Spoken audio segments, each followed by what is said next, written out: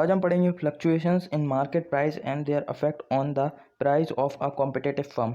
तो market price पे fluctuation होता है तो वो कॉम्पिटिटिव फर्म के प्राइस को कैसे अफेक्ट करती है वो आज हम पढ़ेंगे। तो स्टार्ट करते हैं। सबसे पहले है मार्केट प्राइस की definition. The market price refers to the price prevailing at a point of time in the market. मतलब जो प्राइस प्रिवेल करे एक पॉइंट ऑफ टाइम पे मार्केट में, मतलब जो हमें मजबूर करे चीज़ों लेने में और जिसकी वजह से डिमांड बढ़े और जिसकी वजह से सप्लाई बढ़े, वही है प्राइस, वही है market price. It can be the market price that remains stable over a period of time. Market price क्या होता है? एक पीरियड ऑफ टाइम के लिए स्टेबल होता है। ठीक है। Perfect competition is a myth. Perfect competition क्या है? मिथ। आपको परफेक्ट कंपटीशन वाली वीडियो बताई थी, उसमें परफेक्ट कंपटीशन को क्या बताया था? एक मिथ बताया था। उसके अजम्पशन के बाद अजम्पशंस पढ़ी थी हमने। अजम्पशंस के बाद हमने बोला था कि perfect competition is a myth, आपको लिखकर बताया था। तो अगर आपने परफेक्ट कंपटीशन वाली वीडियो नहीं देखी तो आप प्लेलिस्ट में जाके देख सकते हैं। Even in the pure market price fluctuates over a time due to the following reason. Pure market में भी क्या है? प्राइस फ्लक्चुएट करता है। प्राइस कॉम्पिटिटिव मार्केट का फीचर क्या है कि प्राइस फिक्स्ड रहता है? नहीं, प्राइस हमेशा फिक्स नहीं रहता है। जब से मार्केट शुरू हुई जब से फिक्स नहीं है वो। प्राइस क्या है? बदलता रहता है पीरियड ऑफ टाइम पे। ठीक है। तो यहीं पर यही सिचुएशन होती है कि प्राइस क्या है? फ्लक्चुएट करता है। इसलिए परफेक्ट कंपटीशन क्या है? एक मिथ है। ठीक है। तो किस रीजंस की वजह से प्राइस फ्लक्चुएट करता है? 3 रीजंस की वजह से। पहला क्या है? Shift in demand. डिमांड के शिफ्ट होने की वजह से। दूसरा है शिफ्ट इन सप्लाई, सप्लाई की शिफ्ट होने की वजह से। और तीसरा है हमारा गवर्नमेंट रेगुलेशंस की वजह से। जो गवर्नमेंट रेगुलेशंस होती हैं वो मजबूर करती हैं प्राइस को फ्लक्चुएट करने में। तो आइए इन सबको डिटेल में हम पढ़ते हैं। पहला है शिफ्ट इन डिमांड। अच्छा, शिफ्ट इन डिमांड, डिमांड से कैसे? तो डिमांड जब शिफ्ट करती है, चाहे वो अपवर्ड हो चाहे वो डाउनवर्ड हो, मतलब अपवर्ड होगी तो कौन सी साइड शिफ्ट करेगी? राइटवर्ड साइड शिफ्ट करेगी। और जब डाउनवर्ड होगी तो लेफ्टवर्ड साइड शिफ्ट करेगी। ठीक है। Shift in demand are caused by shift factor, namely change in income of the consumer. जो फैक्टर्स होते हैं जो शिफ्ट करने पर मजबूर करते हैं डिमांड को, वो कौन कौन से फैक्टर हैं? Change in income of the consumer, change in price of the related goods and change in test preference and fashion. ये 3 चीज़ें, जो 3 फैक्टर हैं ना, जो कुछ फैक्टर हैं, 3 नहीं और भी फैक्टर होंगे, लेकिन जो कुछ फैक्टर्स हैं, जो फैक्टर जो हमें जिन पर क्या बोलते हैं डिमांड शिफ्ट होती है, वो ये फैक्टर्स हैं। A favourable change shifts the demand curve. ठीक है। Favourable change shifts the demand curve upwards to the right while an unfavourable one shifts its downward to left. जो फेवरेबल चेंजेस होंगे demand में, इनकम अगर बढ़ गई तो डिमांड कर्व शिफ्ट कहाँ होगा? अपवर्ड होगा, राइटवर्ड साइड, इधर पर। अगर डिमांड कर्व इधर है तो इधर से इधर शिफ्ट हो जाएगा। ठीक है। और अगर क्या बोलते अनफेवरेबल हुई तो डिमांड कर्व कहाँ शिफ्ट कर जाएगा? डाउनवर्ड शिफ्ट कर जाएगा, उल्टा, लेफ्टवर्ड साइड। ठीक है। तो ये तो बात हो गई डिमांड कर्व की। आइए इन सबको हम समझते हैं डायग्राम के जरिए। तो इकोनॉमिक्स, माइक्रो इकोनॉमिक्स में सारी चीज़ें डायग्राम के ज़रिए ही समझी जाती हैं, डायग्राम और शेड्यूल के ज़रिए। इसलिए हम डिमांड को भी किसके ज़रिए समझेंगे? डायग्राम के ज़रिए। ठीक है। तो upward shift in demand on the price of firm. तो प्राइस, तो डिमांड के ज़रिए, जब डिमांड कहाँ शिफ्ट करेगी? इधर पे शिफ्ट करेगी। तो डिमांड शिफ्ट होने की वजह से जो हमारी सप्लाई है वो घटने लगेगी। ऑब्वियस सी बात है, जब हमारी डिमांड बढ़ जाएगी तो मार्केट में सप्लाई घटने लगेगी। तो उस सप्लाई का घटने के लिए अब मार्केट क्या करेगी? प्राइस बढ़ा देगी जिससे कि डिमांड घटे। ठीक है। तो जब प्राइस बढ़ाएगी तो प्राइस यहाँ से ऊपर आ जाएगी। जब प्राइस यहाँ से ऊपर आ गई तो अब क्या होगा? सप्लाई क्या है? बढ़ जाएगी। सप्लाई बढ़ जाएगी तो सप्लाई यहाँ आ जाएगी। तो जो न्यू इक्विलिब्रियम पॉइंट होगा वो कहाँ बनेगा? इधर बनेगा। ई डैश डैश पर हमारा न्यू इक्विलिब्रियम पॉइंट बनेगा। ठीक है। समझ रहे हैं आपको सब बात? ठीक है। इसी वजह से जो इंडस्ट्री पर जो असर पड़ा, इसी वजह से जो फर्म पे असर पड़ेगा वो ये पड़ेगा कि फर्म का इक्विलिब्रियम पहले प्राइस इधर पे था फिर इधर पर आया और फिर फाइनली यहाँ पर इक्विलिब्रियम प्राइस आ गया। समझ में आ गई आपको बात? ठीक है, तो जो हमारा न्यू प्राइस होगा वो क्या होगा, पी डैश होगा, और वही उसी से अफेक्ट करेंगे हमारे ए आर और एम आर। तो ए आर कर्व हो जाएगा A R dash equal to M R dash equal to P dash. समझ गए आप लोग? आगे बढ़ते हैं डाउनवर्ड शिफ्ट की तरफ। तो अब डाउनवर्ड शिफ्ट पढ़ेंगे हम कि डाउनवर्ड शिफ्ट ऑफ डिमांड से प्राइस कैसे अफेक्ट करती। फॉर एग्जांपल, जब इधर पर डिमांड कर्व था तो डिमांड क्या थी, बढ़ी हुई थी। सप्लाई क्या है, सप्लाई भी बढ़ी हुई है। लेकिन अब क्या है, प्राइस ज़्यादा है, तो मार्केट में जो जो अब हुए क्या, अनफेवरेबल चेंजेस। अनफेवरेबल चेंजेस मतलब इनकम घट गई, टेस्ट प्रेफरेंस में बदलाव आया लोगों के, तो उस प्रोडक्ट के लिए क्या करेंगे अब लोग, कम खरीदेंगे, तो उससे डिमांड घट जाएगी। तो अब डिमांड कर्व कहाँ आ जाएगा, यहाँ आ जाएगा, नीचे आ जाएगा डिमांड कर्व। जब यहाँ आ गया नीचे डिमांड कर्व तो क्या होगा, मार्केट में मंदी आ जाएगी। मतलब अब कोई डिमांड खरीदेगा नहीं, डिमांड कम हो जाएगी, तो लोग तो जो प्रोड्यूसर की जो इनकम है उसमें भी फ़र्क आ जाएगा।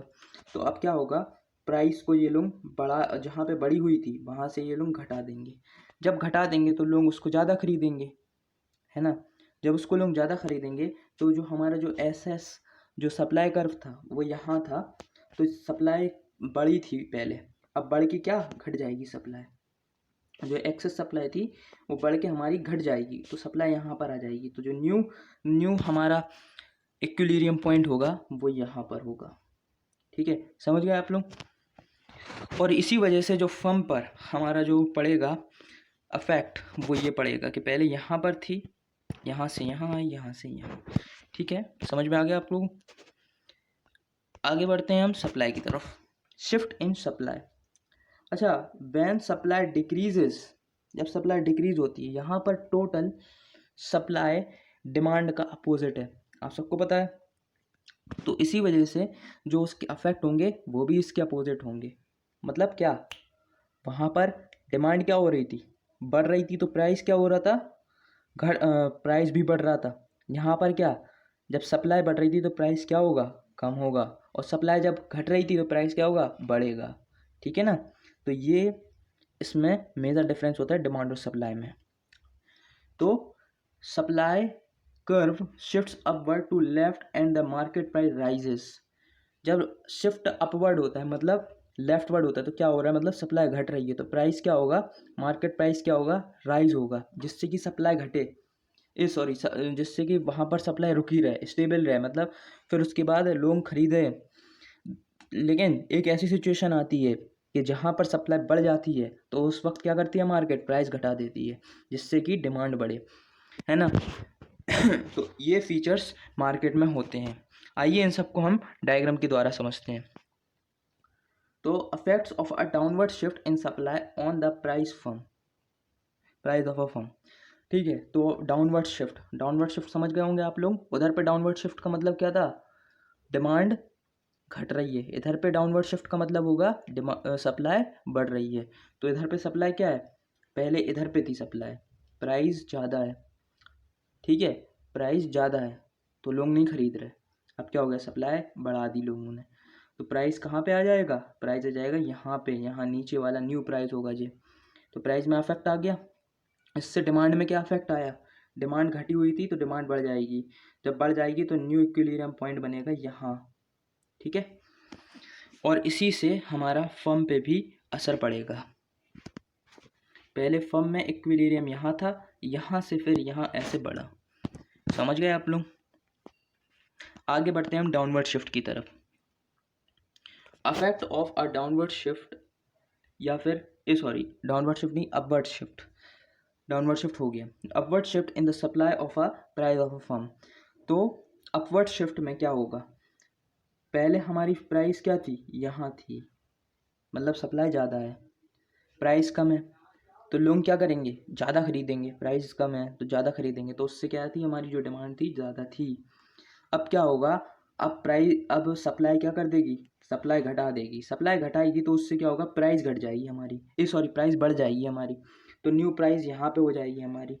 तो उस वजह से क्या होगी, डिमांड घटेगी, तो डिमांड यहाँ पे होगी, तो न्यूक्लियरियम पॉइंट होगा हमारा इधर पर। आप सब इन डायग्राम्स को नोट्स कर लीजिए, ये बहुत ज़्यादा इंपॉर्टेंट डायग्राम्स हैं मार्केट फॉर्म में, ठीक है। और इसी वजह से गवर्नमेंट रेगुलेशंस दो तरीके की होती हैं, डायरेक्ट इंटरवेंशन और इनडायरेक्ट इंटरवेंशन। इंटरवेंशन का मतलब होता है गवर्नमेंट का इन्वॉल्व होना डायरेक्टली और इनडायरेक्टली। गवर्नमेंट डायरेक्टली इंटरवेंशन कैसे करती है, प्राइस फ्लोर के ज़रिए और प्राइस सीलिंग के ज़रिए, ठीक है। प्राइस फ्लोर का मतलब क्या होता है, a price floor is a price fixed by the government above the market price and is maintained at that level through deliberate action. एक एक्शन के थ्रू गवर्नमेंट क्या करती है, प्राइस को, फ्लोर को फिक्स्ड करती है, प्राइस फिक्स करती है गवर्नमेंट, जिससे कि उसका सोशल वेलफेयर हो सके। प्राइस सीलिंग में क्या होता है, it is done by government by packing the price of essential commodities below the market level and undertaking to supply the deficit itself.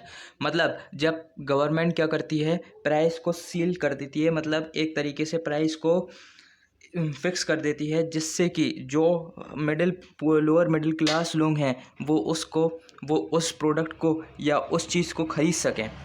तो ये प्राइस सीलिंग का मोटो होता है गवर्नमेंट द्वारा, ठीक है। इन सबको हम डायग्राम के ज़रिए समझते हैं। तो ये डायग्राम हमारे सामने है, affect of a price floor on the firms price output decision, ठीक है।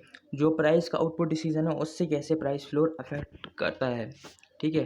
प्राइस फ्लोर अफेक्ट करता है कैसे, फॉर एग्ज़ाम्पल जब हमारी डिमांड क्या है, यहाँ पर है, और सप्लाई हमारी यहाँ है, यहाँ पर हमारी जो सिचुएशन है वो है हमारी इक्विलिब्रियम सिचुएशन, ठीक है। आप सबको पता होगा इक्विलिब्रियम सिचुएशन है हमारी मार्केट में। अब क्या होगा, हम जब प्राइस कम था, अब क्या कर देगी गवर्नमेंट, प्राइस लो करेगी। कैसे लो करेगी, क्योंकि प्राइस जब गवर्नमेंट ने उससे कम रेट पर ख़रीदा था, ठीक है, किससे, हार्वेस्टर से, या जितने भी एग्रीकल्चर में जितने भी फार्मर्स हैं उनसे कम रेट पर खरीदा, तो डिमांड क्या हो जाएगी, बढ़ जाएगी। गवर्नमेंट की डिमांड क्या हो जाएगी, बढ़ जाएगी। जो भी वीट या राइस वो ख़रीद रही है सप्लायर से या फिर फार्मर से, वो बढ़ जाएगी, तो डिमांड हमारी क्या आ जाएगी, यहाँ से क्या आ जाएगी, और जो सप्लाई होगी हमारी यहाँ ही रहेगी। तो जो एक्सेस सप्लाई होगी वो हमारी कहाँ बच जाएगी, यहाँ बच जाएगी। तो इस सिस्टम के ज़रिए, प्राइस फ्लोर सिस्टम के ज़रिए गवर्नमेंट क्या करती है, प्राइस फिक्स करती है, जिससे कि आने वाले समय में या फिर जब भी प्रॉब्लम आए या क्राइसिस आए तो गवर्नमेंट क्या कर सके, उसको जो वीट हुआ या राइस हुई, जो बेसिक नीड की चीज़ें हैं, उन सबको लो रेट पर गवर्नमेंट सेल कर सके, जिससे कि ह्यूमन वेलफेयर या सोशल वेलफेयर हो सके।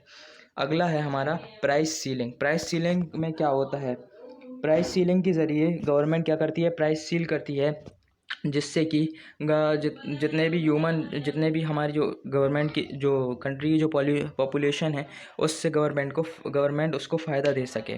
तो प्राइस सीलिंग में क्या होता है, प्राइस सीलिंग में होता ये है कि जब हमारी जो डिमांड होती है वो यहाँ पर होती है और सप्लाई होती है हमारी यहाँ पर, मतलब जब प्राइस ज़्यादा है, अब क्या होगा, गवर्नमेंट क्या करेगी, जो बेसिक नीड की चीज़ें हैं, ठीक है, उन सब के प्राइस को क्या है, घटा देगी या प्राइस सील कर देगी, मतलब एक मिनिमम प्राइस बना देगी कि इससे ज़्यादा नहीं बेच सकते, इससे कम नहीं बेच सकते, ठीक है।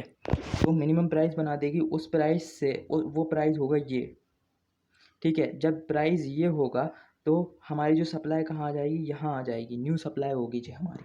तो न्यू सप्लाई हमारी जो होगी वो ज़्यादा होगी, उस वजह से जो एक्सेस डिमांड होगी हमारी वो यहाँ पर होगी एक्सेस डिमांड, ठीक है। आप सबको समझ में आ रहा होगा। इसी से जो प्राइस जो फर्म पे जो असर पड़ रहा है वो ये पड़ रहा है, ये तो जो हमारा जो न्यू सेलिंग प्राइस होगा, सीलिंग प्राइस सॉरी, वो होगा P1, ठीक है। उसी से हमारा जो AR कर्व और MR कर्व पे अफेक्ट पड़ेगा। आगे है हमारा इनडायरेक्ट इंटरवेंशन। इनडायरेक्ट इंटरवेंशन का मतलब है गवर्नमेंट इनडायरेक्टली सब जो प्रोड्यूसर है या मार्केट से इनडायरेक्टली इंटरवेंट मतलब इन्वॉल्व हो रही है। इनडायरेक्टली कैसे इन्वॉल्व होगी, इनडायरेक्टली इन्वॉल्व होगी वो टैक्सेस के ज़रिए, जो इनडायरेक्ट टैक्सेस होते हैं उनके ज़रिए मार्केट इन्वॉल्व होगी। तो मार्केट में दो टाइप के टैक्सेस होते हैं, एक सेल टैक्स होता है और एक एक्साइज ड्यूटी, ठीक है। ये दो तरीके के टैक्स होते हैं। सेल टैक्स में होता है ये कि जब गवर्नमेंट जब कोई सामान खरीदती जब कोई सेलर अपना सामान बेचता है तो उस सेलर को गवर्नमेंट को टैक्सेस देने पड़ते हैं उस सामान के लिए। और जो एक्साइज ड्यूटी होती है, मतलब जब भी कोई सामान आप बाहर से मंगवाएंगे तो गवर्नमेंट को आपको उसका एक्साइज ड्यूटी भरना पड़ेगा। उस गवर्नमेंट जब वो टैक्सेस को भरकर जब वो चीज़ें खरीदती है तो उससे क्या होती है, उन चीज़ों से वो और जो भी सोशल वेलफेयर कर सकती है वो उस पैसों से वो सोशल वेलफेयर करती है। तो इसको ग्राफ के ज़रिए या डायग्राम के ज़रिए हम समझते हैं कैसे होता है। तो ये affect of unit tax on price output decision of a competitive firm. ठीक है, कॉम्पिटिटिव फर्म में जब टैक्सेस का जो भार होता है तो प्राइस में आउटपुट डिसीजन कैसे होता है। फॉर एग्जांपल जब प्राइस क्या था, यहाँ जो हमारे पास 3 प्राइस दिए हैं, पी डैश और पी डैश डैश। ठीक है, यहाँ पर जो सप्लाई है वो क्या है, ये है, और डिमांड हमारी कहाँ है, यहाँ पर है। ठीक है, डिमांड कम है और सप्लाई क्या है हमारी, ज़्यादा है। अब क्या होगा, गवर्नमेंट क्या करेगी, टैक्सेस लगा देगी हर सप्लाइंग आउटपुट पे। ठीक है, गवर्नमेंट क्या करेगी, टैक्सेस लगा देगी। उस टैक्स लगाने पर जो सप्लायर होगा वो अपनी सप्लाई बढ़ा देगा। क्यों? क्योंकि उसको प्रॉफिट गेन करना है। तो जब वो सप्लाई बढ़ाएगा तो हमारी जो डिमांड, तो वो प्राइस भी कम कर देगा, प्राइस भी कम कर देगा ना। तो जब वो प्राइस कम कर देगा तो गवर्नमेंट उस पर टैक्स ही नहीं लगाएगी। लेकिन अगर उसने प्राइस ज़्यादा करी तो क्या करेगी गवर्नमेंट, उस पर टैक्स लगाएगी ही लगाएगी, क्योंकि गवर्नमेंट को भी अपना रेवेन्यू कलेक्ट करना है। तो जो प्राइस होगा हमारा वो कम होगा। लेकिन अगर उसने हम अपनी सप्लाई बढ़ाए रखी तो गवर्नमेंट क्या करेगी, यहाँ से टैक्स खींचेगी, तो इसी पे फर्म पर भी प्रॉब्लम क्रिएट होगी। ठीक है, तो गवर्नमेंट क्या करती है, टैक्स के ज़रिए अपना रेवेन्यू कलेक्ट करती है जिससे कि वो सोशल वेलफेयर कर सके। ठीक है।